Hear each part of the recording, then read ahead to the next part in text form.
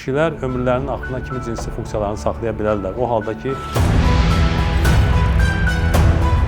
törətdiyi fəsadlar ciddi cinsi zəiflik kimi problem ortaya çıxarır.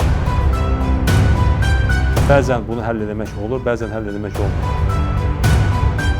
Yaşlandıqca cinsi həvəs azalır. Yox, yaşlandıqca cinsi həvəs azalmır. Sadəcə olaraq həmin yaşa uyğun cinsi funksiya formalaşır. Bizim bəylərin bir çoxu çox vaxt özlərini daha cavan yaşlarla müqayisə edirlər ki, bu da düz deyil.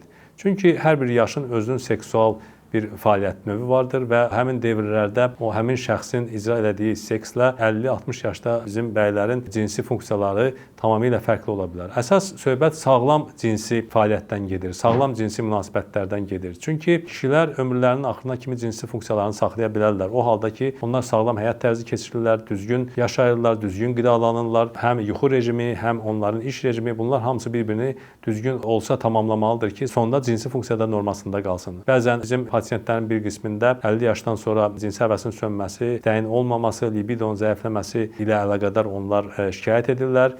Və bu zaman biz onlarla söhbət etdikdə görürük ki, bu ilk növbədə onların həyata marağın sönməsi ilə üst-üstə düşür. Bu da onunla əlaqədardır ki, onlar artıq əvvəlki kimi öz işlərinə qarşı maraq göstərmirlər və yaxud da ki, həyatda baş verən hər hansı bir stres, həyəcan, qorxu və yaxud da ki, onların iş fəaliyyəti ilə həyat fəaliyyətində olan o boşluq çox vaxt onların cinsi həvəsinin də sönməsinə gətirib çıxarır. Amma həmin insanların müayinəsi zamanı aşkar olunur ki, onlarda heç bir ciddi bir problem yoxdur. Həyat rejimi bərpa olunduqdan sonra istər iş, istər ailə həyatı normasına düşdükdən sonra onlarda yenə də cinsi funksiyanın normal, harmonik davam etməsinin biz şahidi oluruq. Məhz buna görə də bizim pasiyentlər, eyni zamanda bizim bəylər biraz diqqətli olmalıdırlar. Onlar tez həvəsdən düşməməlidirlər və əgər hər hansı bir problemlə rastlaşıblarsa, konkret olaraq cinsi zəifliklə rastlaşıblarsa, bunu dərhal yaşla əlaqələndirməsinlər və bunun üstünə düşsünlər.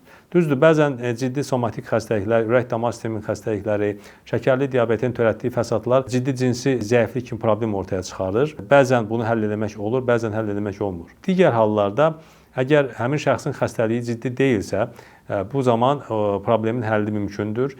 Yetər ki, həmin şəxs özü can atsın, həvəs göstərsin ki, cinsi fəaliyyəti bərpa olunsun. Məhz burada da həm həmin şəxsin özü, həm onun partnyoru, həyat yoldaşı ona köməklik göstərməlidir ki, həmin şəxs öz normal cinsi fəaliyyətini icra edə bilsin və normal həyat fəaliyyətinə qayıda bilsin.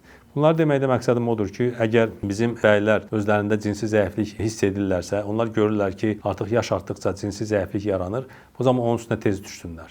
Düzdür, onlar özlərini 20 il, 30 il əvvələ müqayisə etməməlidirlər, ancaq normada hər bir yaşın öz yaşına uyğun cinsi fəaliyyəti mövcuddur və həmin şəxs istəsə öz cinsi funksiyasını normal icra edə bilər.